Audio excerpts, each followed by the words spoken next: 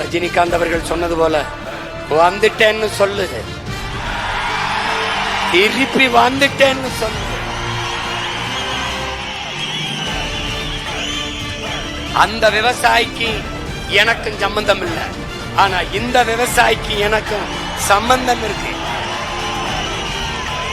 என் என்ன மட்டும் சின்னம் இல்ல, சின்னமே நான் தான். உழவு இல்லை என்றால் உணவு இல்லை, உணவு இல்லை என்றால் உயிர்கள் இல்லை, உயிர்கள் இல்லை என்றால் உலகம் இல்லை. உழவை மீட்போம், உலகை காப்போம் என்ற முழக்கத்தை முன்வைத்து இந்த தேர்தலிலே நாங்கள் களத்திலே நிற்போம்.